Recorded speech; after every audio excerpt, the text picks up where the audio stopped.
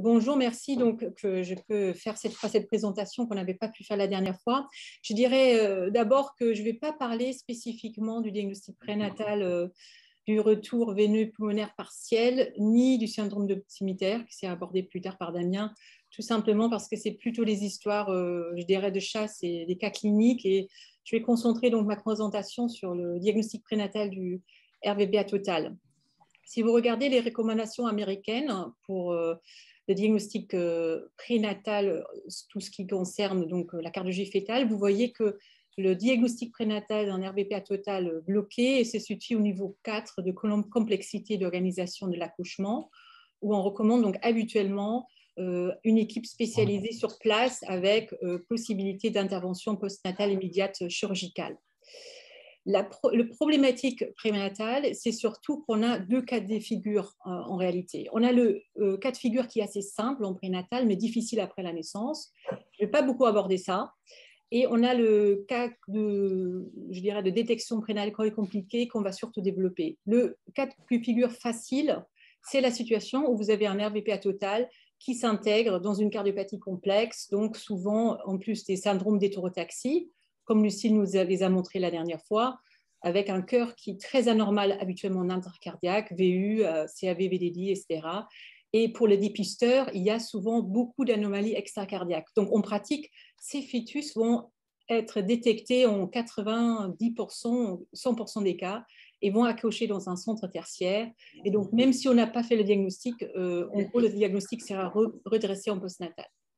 Le vrai problème, c'est ceux qui ont en réalité une situation différente, c'est-à-dire on est en face d'un RVPA total isolé, où en première intention pour le dépisteur, le cœur paraît normal, il y a peu d'associations avec des anomalies extracardiaques et peu d'associations génétiques, même si on a certains qui sont connus. Et donc en pratique, il est très souvent la situation qu'on ne va pas en fait déceler ces types de situations.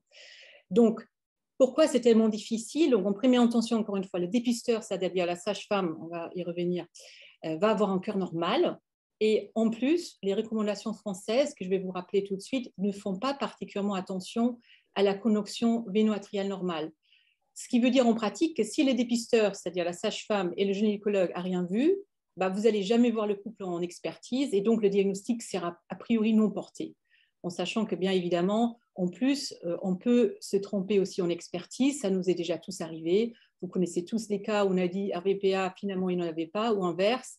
Et si vous regardez l'étude de Necker qui est sortie il y a quelques années, que vous connaissez certainement tous, plus que 1200 patients analysés pour les discordances de diagnostic pré versus diagnostic postnatal, les veines pulmonaires étaient un des points faibles du diagnostic prénatal, avec beaucoup de faux positifs, faux négatifs dans tous les sens. Et à l'époque, on avait conclu dans cette revue qu'il fallait effectivement développer plus de stratégies pour les externes, mais aussi pour les dépisteurs pour améliorer ce point faible qui sont les veines pulmonaires, en outre avec les voies de déjection. Alors, si vous regardez la plus grande étude publiée, la méta-analyse qui est sortie il y a quelques années pour les RVPA total, qui porte sur les principales études existantes sorties depuis 25 ans sur cette pathologie en prénatal, vous voyez qu'il y a très, très, très peu de cas, seulement 54 RVPA totaux isolés. Et tout ça, en gros, si vous regardez bien, bah, c'est des cas cliniques, des petites séries. Il y a seulement 2 séries qui ont autour de 10 patients. Une de ces 2 séries a été faite à Necker il y a 10 ans. À l'époque, on avait analysé sur 10 ans tous les patients qui avaient été adressés pour diagnostic prénatal du RVPA total, 14 patients, 11 avaient une confirmation après la naissance. On avait décrit à ce moment-là tous les détails du diagnostic prénatal et de la situation postnatale.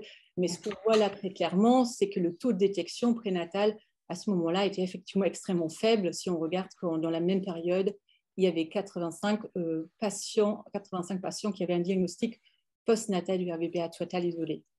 Alors, si vous regardez des données un peu plus récentes, d'une étude sortie il y a 2 ans qui vous rapporte la détection des principales cardiopathies congénitales, et vous regardez le RVPA total, vous voyez qu'il est en dernière position, et que vous regardez les différents pays, vous voyez que le taux de détection est toujours faible aujourd'hui, avec des taux variables entre 0 à 50%, donc 50% étant le taux rapporté par la région lyonnaise, qui était la seule régions françaises qui avaient participé à cette étude. Donc, globalement, un diagnostic qui reste très difficile. Alors, pourquoi c'est difficile? On a dit les recommandations françaises ne tiennent pas vraiment compte de la connexion véno-atriale. Qu'est-ce qu'il doit voir le gynécologue au deuxième trimestre? Au deuxième trimestre, il doit voir la position du cœur, l'aspect des quatre cavités, la symétrie des cavités cardiaques et la position et l'aspect des gros vaisseaux. On ne parle pas spécifiquement des veines pulmonaires. Et si vous regardez l'image qui est recommandée, donc l'image de quatre cavités, vous voyez que sur cette iconographie recommandée, apparaissent pas spécifiquement l'arrivée des veines pulmonaires. On voit par contre l'aspect caractéristique de l'oreillette gauche, je vais en reparler, mais on ne voit pas les veines pulmonaires spécifiées. Alors, si on regarde les recommandations pour le diagnostic de l'obstétricien, c'est-à-dire c'est les examens faits par des échographistes dites de référence, dans les CPTPN souvent, vous voyez que là, par contre, il est demandé aux obstétriciens de voir au moins une veine pulmonaire et de faire de l'imagerie couleur. Alors, si on met ça en perspective avec les recommandations internationales, vous voyez que sur les recommandations de l'ISOG sorties il y a quelques années, on voit par contre dans leur iconographie, ce que je vous ai entouré en rouge là, qui montre en fait l'arrivée des veines pulmonaires et qui parle effectivement dans leur texte qu'on peut très souvent voir deux veines pulmonaires si c'est techniquement faisable. Alors, comment adresser ce problème finalement pour le dépistage? Comment on peut améliorer la situation? Ce qu'on fait maintenant depuis plusieurs années avec les collègues qui font ce type d'enseignement, on essaye de se focaliser sur l'enseignement de la normalité du drainage. Alors, ça paraît un peu bizarre pour ceux d'entre vous qui ne faites pas de diagnostic prénatal. Parce qu'on pratique, je pense, en postnatal, sur une échographie normale d'enfant, très peu d'entre vous vont se poser activement la question s'ils voient les veines pulmonaires ou pas. C'est-à-dire c'est quelque chose qu'on enregistre comme ça au passage, que c'est normal. En prénatal, ce n'est pas tout à fait comme ça. Il faut faire la démarche active de voir les veines pulmonaires arriver à l'oreillette gauche. Alors, pourquoi c'est difficile? Parce que premièrement, vous le savez, le début pulmonaire est faible pendant la grossesse. Il augmente vers la fin, mais en fonction des études, entre 10 à 25%. Les structures veineuses sont très petites. Et vous avez bien sûr aussi les difficultés qu'on a habituellement en prénatal, qu'on n'a pas en postnatal, c'est-à-dire un bébé qui est mal positionné, une dame d'un certain poids, des grossesses multiples, éventuellement des dames qui ont eu des opérations du ventre, qui ont des myomes utérins, enfin, toutes ces choses qui nous compliquent plus la tâche une fois que l'enfant est né. Donc, on pratique, qu'est-ce qu'il faut focaliser? Ce qu'on enseigne maintenant, comme pilier principal, c'est l'analyse morphologique de l'oreillette, c'est-à-dire l'analyse en bidimensionnel, parce que c'est ça qui fait en dépistage. En dépistage, on ne fait pas de couleur selon les recommandations. C'est-à-dire, qu'est-ce qu'il faut voir? Il faut essayer d'identifier la normalité des structures, c'est-à-dire l'oreillette droite. Par exemple, en prénatal, il y a des microphones qui ne sont pas coupés chez vous. L'oreillette droite en prénatal a un aspect assez caractéristique arrondi, hein, comme vous le voyez ici dans cette coupe axiale de 4 cavités. Parce que dans cette incidence, il n'y a pas du tout d'entrée de structures veineuses. Les veines caves vont arriver dans une incidence sagittale. Donc, on ne le voit pas dans cette coupe. Par contre, l'oreillette gauche, si vous regardez bien, va avoir cette forme caractéristique un peu bicorne ou rectangulaire qui est due à ce que Lucie nous a rappelé la dernière fois, c'est-à-dire cette fusion de la veine pulmonaire commune avec la partie proximale de l'oreillette. C'est ça qui va donner la forme caractéristique de l'oreillette gauche. Et c'est cet aspect-là que vous voyez dès le début du deuxième trimestre et que vous voyez jusqu'à la fin de la grossesse. Et c'est ça qu'on enseigne maintenant aux gynécologues pour qu'ils reconnaissent la normalité de la connexion véno-atriale. Alors, si vous êtes cardiologue et donc vous faites de l'expertise, bien sûr, vous allez utiliser la couleur. Là aussi, il faut tout d'abord identifier bien la veine morphologiquement et puis après regarder est-ce que la couleur qui arrive à travers de cette structure se répand bien dans les cavités gauches, comme on le voit ici. Une image qui peut être utile en complément de la coupe 4 cavités, c'est cette image que vous voyez sur la droite en sagittal, donc une image où on voit l'oreillette gauche ici en bas, où on peut identifier également l'arrivée des veines pulmonaires et le flux pulmonaire en couleur, si jamais on a des difficultés d'obtenir des coupes 4 cavités de bonne qualité avec une bonne résolution d'image. En complément de ça, je recommanderais également de réaliser du Doppler pulsé. Ce n'est pas dans les recommandations américaines, il n'y a pas de recommandations françaises. Il y a très peu de gens qui le font systématiquement. Le problème de ça, c'est que dans toutes les publications pour les RVPA total, il y a les flux anormaux des Doppler pulsés qui sont rapportés, qui sont caractéristiques, que je vais vous montrer après. Et si vous n'avez jamais vu un flux normal dans les veines pulmonaires pendant la grossesse ou deuxième ou troisième trimestre, avec ce flux caractéristique biphasique à faible vélocité, le flux systolique et diastolique, à ce moment-là, le jour où vous allez voir une fois dans votre carrière la RVPA totale en prénatal, vous n'allez pas pouvoir identifier ou caractériser bien les flux. Donc, prenez l'habitude de le faire. Je pense que c'est utile de savoir faire et positionner bien les curseurs et adapter les vitesses. Donc, on pratique. Pour l'enseignement, ce qu'on fait maintenant, c'est que la base pour tout le monde, peu importe si c'est obstétricien, radiologue, sage-femme, cardiologue, on fait l'analyse morphologique de l'oreillette gauche pour confirmer que les veines pulmonaires arrivent bien où ils doivent arriver. Et après, pour les experts, obstétriciens ou cardiologues, on fait de la couleur en faisant attention, bien réglant les gains, adapter la fenêtre, etc. Et en complément, éventuellement, comme cerise sur le gâteau, on fait le Doppler pulsé. Alors maintenant, après ce rappel de la normalité qui est très important pour le dépistage, on va regarder qu'est-ce qu'on voit quand c'est anormal. Là, je vous remontre la méta-analyse que j'ai mentionnée au début, qui nous, en fait, résume 4 critères qu'on peut retrouver si on regarde les 15 études que je vous ai montrées là au début ensemble, c'est-à-dire des éléments poulés un peu de ces études.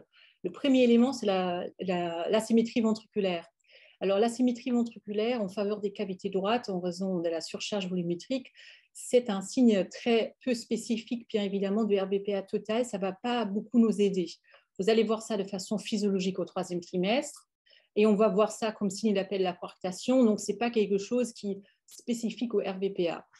Un autre élément qui est peut-être un tout petit peu plus intéressant, c'est la distance augmentée, comme je le montre ici en bas sur la publication qui a décrit ça parmi autres pour la première fois, c'est cette augmentation de la distance entre l'aorte abdominale et l'oreillette. Alors, comment on peut s'expliquer ça? Tout simplement par ça que Lucie nous a expliqué la dernière fois. Au moment où la veine pulmonaire commune ne fusionne pas avec la partie proximale de l'oreillette, alors forcément, vous allez avoir de la place derrière l'oreillette parce que l'oreillette gauche sera toute petite, parce qu'elle va être majoritairement constituée de l'auricule, comme elle nous a rappelé. Et donc, en gros, vous allez avoir plus de place et donc une plus grande distance. Et donc, ça, c'est quelque chose qu'on peut effectivement retrouver si on regarde bien les images. La présence d'une veine verticale, c'est un élément de certitude, a été retrouvé, comme vous voyez, dans 60% des cas, sur toutes les études dans la méta-analyse. Et ce qui ressortait comme plus pertinent à travers de toutes les publications, c'est finalement l'utilisation du Doppler couleur. Mais attention, ici, bien sûr, on parle des études réalisées dans des centres tertiaires par des gens qui ont l'habitude, par les experts. Ce n'est pas quelque chose qu'on va recommander pour le dépistage. Ici, je vous montre en complément de qui vient de résumer la méta-analyse, les choses qu'on avait rapportées, nous, à l'époque de notre étude faite il y a 10 ans. C'est des éléments supplémentaires qui sont assez logiques, que je viens de mentionner. La petite oreillette, des éléments qu'on voit qui sont en conséquence du site de drainage, c'est-à-dire une veine cave supérieure gauche dilatée, un sinus coronaire dilaté, et puis bien sûr la visualisation éventuellement directe du collecteur rétro-auriculaire, comme on voit sur cette image-là, qui malheureusement en pratique courante, rarement vu aussi bien que sur ces images de publication. Ça, c'est la vraie vie, souvent beaucoup plus difficile que sur les images qu'on met dans les papiers, bien évidemment. Alors ça, c'est une image de la vraie vie. Et là, on va essayer de décliner sur cette coupe captivité les éléments en faveur du AVPA qui avait ce fœtus. Premier élément que vous devez voir là, c'est qu'il y a une petite asymétrie en faveur des cavités droites. Si on est ici à 33 semaines, ce n'est pas du tout pathologique. Si on est à 22, c'est clairement anormal. Deuxième élément qui doit vous interpeller, c'est cet aspect arrondi, toute petite ici de l'oreillette. On ne voit pas l'aspect rectangulaire, bicorne, comme je l'ai mentionné. Troisième élément qu'on doit voir, c'est qu'il y a des structures qui se trouvent entre l'aorte et la paroi postérieure de l'oreillette, c'est-à-dire on voit quelque chose ici, on voit quelque chose ici, donc peut-être c'est un collecteur, il faudrait investiguer ça avec de la couleur. Et puis vous notez ici qu'il y a cette distance élargie que je viens de décrire entre l'aorte patente ici et la paroi postérieure de l'oreillette, parce qu'encore une fois, l'oreillette gauche est anatomiquement toute petite. Et bien sûr, on ne voit pas les veines arriver. Donc là, il y a plusieurs éléments, indirects et directs, qui sont très en faveur du RVPA total chez ces fœtus. Alors, au-delà de ça, maintenant, il faut se poser la question, si un RVPA, ça se draine où? Et là, on va décliner ça par ordre de fréquence, en commençant par le RVPA supracardiaque. Alors, les RVPR supercardiaques, pour pouvoir comprendre ce qu'on voit en prénatal, il faut malheureusement expliquer un tout petit peu ce qu'on voit habituellement dans le médiastin supérieur en prénatal. Pour ceux d'entre vous qui ne faites pas du prénatal, il faut connaître cette coupe qu'on appelle la coupe des 3 vaisseaux. Cette coupe vous montre, si c'est normal, l'artère pulmonaire avec le canal artériel, l'aorte avec la crosse horizontale et la veine cave supérieure en coupe transverse. Il n'y a pas d'autres structures vasculaires, ça c'est la situation normale. Ce qu'on enseigne aux gynécologues, c'est que s'il y a une 4e structure vasculaire, comme ici, il faut se poser la question de quoi il s'agit, parce qu'encore une fois, ce n'est pas normal. Et la réponse la plus fréquente est celle de quelque chose de très banal, que vous connaissez tous, c'est la veine cave supérieure gauche au sinus coronaire, une anomalie fréquente, des anomalies des retours veineux systémiques qui correspond à la persistance de la veine cardinale antérieure au sinus coronaire. Alors, pourquoi j'en parle? Parce que, encore une fois, ce n'est pas du tout le RVPA, parce que c'est le diagnostic différentiel majeur du RVPA supercardiaque, parce que là aussi, vous allez avoir un 4e vaisseau dans la coupe 3 vaisseaux, qui cette fois n'est pas la veine cave supérieure gauche, mais la veine verticale ascendante. Donc, il va falloir faire la différence en termes de direction de flux, et aussi parce qu'il y a d'autres éléments qui nous interpellent. Par exemple, ici, on voit que la veine cave supérieure droite est très dilatée par rapport à la situation normale, parce qu'elle reçoit du retour veineux pulmonaire en complément du retour veineux systémique. Donc, c'est quelque chose qui doit interpeller. Ce n'est pas normal d'avoir une tellement grosse veine.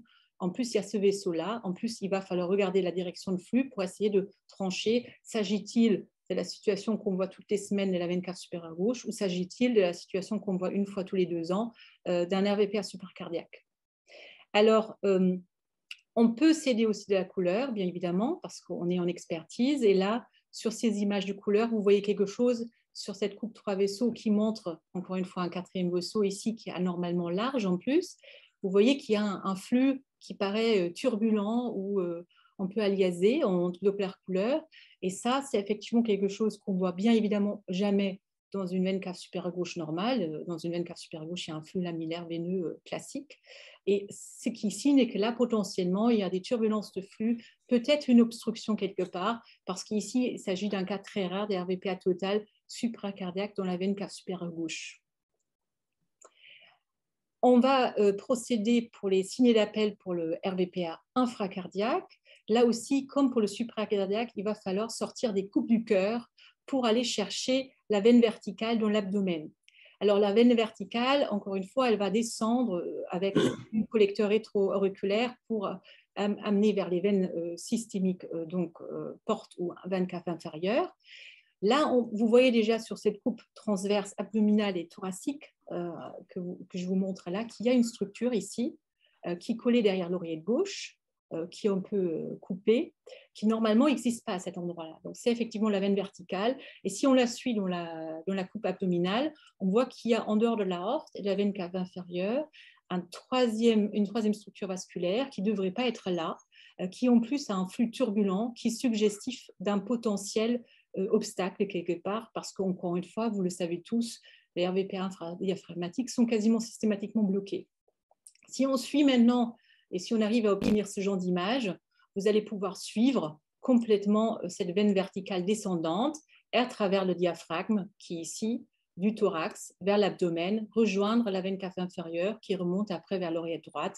Et il y a une zone qui paraît assez petite. On va probablement supposer qu'il y a un potentiel obstruction postnatale ou déjà potentiellement en prénatal. Je termine sur le RVPA intracardiaque au sinus coronaire. Alors, Lucie nous a dit la dernière fois, on comptait ça dans les supracardiaques. J'ai quand même gardé à part parce que souvent dans les manuels, c'est présenté à part. C'est en termes de fréquence pas très fréquent, c'est assez rare. Donc, on est dans les raretés et encore dans la rareté de la rareté. Quel est le signe d'appel principal? C'est le sinus coronaire très dilaté, bien évidemment, qui reçoit donc les retours veineux pulmonaires. Là, vous voyez cette structure ronde qui correspond a priori au sinus coronaire. Si on voit ce genre de choses avant la naissance, bien sûr, la première question à se poser, c'est est-ce qu'il a une veine cave supérieure gauche qui se draine dedans? Donc, on monte en conséquence dans la coupe 3 vaisseaux que je viens de vous réexposer et on cherche le fameux 4e vaisseau. On ne le voit pas. Donc, ici, il n'y a pas de veine cave supérieure gauche. Donc là, il faut se poser la question, quelle autre veine s'édraine dans ce sinus coronaire qui est très dilaté? Bien sûr, il peut y avoir d'autres choses que l'RVPA total, il peut y avoir l'arensus, il peut y avoir les veines sous-hépatiques, etc. Mais tout ça, c'est très rare. Donc, par ordre de fréquence, c'est l'RVPA intracardiaque au sinus coronaire qui est l'explication la plus fréquente pour les très larges sinus coronaires. Et ici, vous voyez donc cet exemple où on peut suivre les veines pulmonaires qui se drainent à travers de ces très larges sinus coronaires dans l'oreille droite. Alors, qu'est-ce qu'il y a donc finalement de la couleur là-dedans?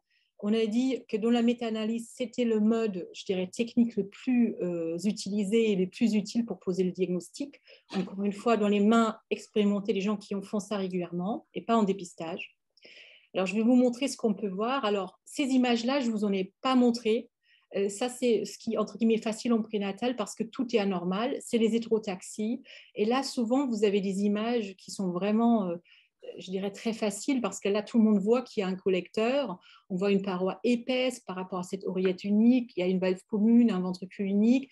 On voit ici même cette image que vous connaissez en postnatal, cette image qu'on recherche de type crabe, là, avec les 4 pattes.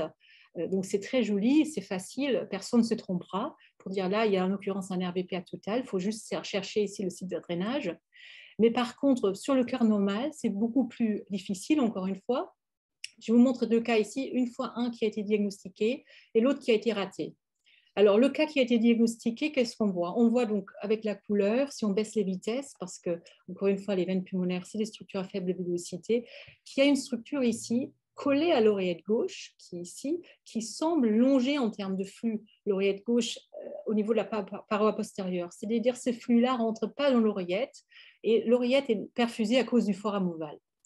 Si vous regardez l'autre image, je pense que la majorité d'entre vous vont être d'accord que là, on a quand même l'impression que ces 2 veines pulmonaires qui sont visibles de chaque côté rentrent facilement dans ce cœur avec la couleur. Ben non, on s'est fait avoir par la couleur parce qu'en réalité, c'était un RVPA total.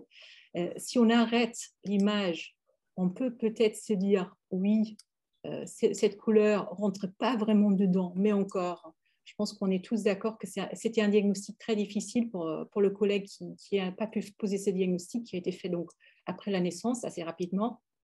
Mais ce qui montre, je pense très bien que la couleur, ça peut être trompeur. Donc, il faut vraiment essayer de bien analyser la morphologie d'abord avant de se mettre à la couleur et éventuellement tout couvrir par des choses qui bavent et qui couvrent les images bidimensionnelles. Alors, pour terminer, les images caractéristiques qu'il faut connaître, qu'on voit en cas d'obstruction, qu'on voit à peu près en 40% des RVPA prénataux. C'est des flux qui sont typiquement biphasiques, assez véloces, entre 1 à 2 mètres. On va les voir en fonction du site de drainage, donc soit au niveau abdominal, soit au niveau supracardiaque, proche des branches de l'artère pulmonaire, par exemple. Et un autre flux qui est vraiment très important à connaître, c'est ce flux ici. Si vous avez une sténose de la veine verticale, une obstruction plus loin, dans les veines pulmonaires qui arrivent dans le collecteur, vous allez avoir ce flux caractéristique qu'on peut voir, c'est-à-dire un flux à très faible vélocité, continu, qui n'a plus du tout ce profil systolique, diastolique ondulé que je vous ai montré tout à l'heure. Et si vous voyez ça, même si vous avez une mauvaise, je dirais, analyse morphologique, il faut absolument suspecter un AVPA total bloqué. C'est vraiment un flux que vous n'allez jamais obtenir dans un cœur normal. Alors, je termine donc pour résumer la démarche diagnostique en prénatal. On a un cœur qui paraît normal en intercardiaque. On est frappé par une petite oreillette qui n'a pas l'aspect typique rectangulaire. On ne voit pas les veines pulmonaires. On suspecte les RVPA. Après, à ce moment-là, on se pose la question du site de drainage, c'est-à-dire est-ce qu'il y a un 4e vaisseau supracardiaque? Est-ce qu'il y a un vaisseau supplémentaire dans le ventre infracardiaque? Est-ce qu'il y a un très large sinus coronaire? Et après, on met la couleur et on se pose la question, est-ce que les veines vraiment n'arrivent pas dans l'oreillette? Et où est-ce qu'il y a une obstruction si on suspecte une, en cherchant en fonction du site de drainage, bien sûr, particulièrement pour l'infradiaphragmatique. Donc, je pense en conclusion, on peut dire, vous avez, je pense, compris que ça reste quelque chose de compliqué, même en 2022, pour les experts, parce que c'est subtil. Il faut vraiment bien analyser la morphologie de l'oreillette gauche. Les autres modes, on peut les combiner, mais faites attention surtout à la couleur, de ne pas vous faire avoir. Essayez de trouver le site de drainage en déclinant les différents éléments dans la tête, comme je viens de vous le rappeler. Et si vous avez un doute, à mon avis, il n'y a aucune honte de faire accoucher en centre tertiaire. parce que clairement, on s'est tous déjà fait avoir. Et après la naissance, c'est toujours très facile de dire, mais les veines arrivées à l'oreillette, etc. Si vous avez un doute, vaut mieux jouer la carte de sécurité, à mon avis. Je vous remercie de votre attention et j'attends vos questions avec beaucoup d'intérêt.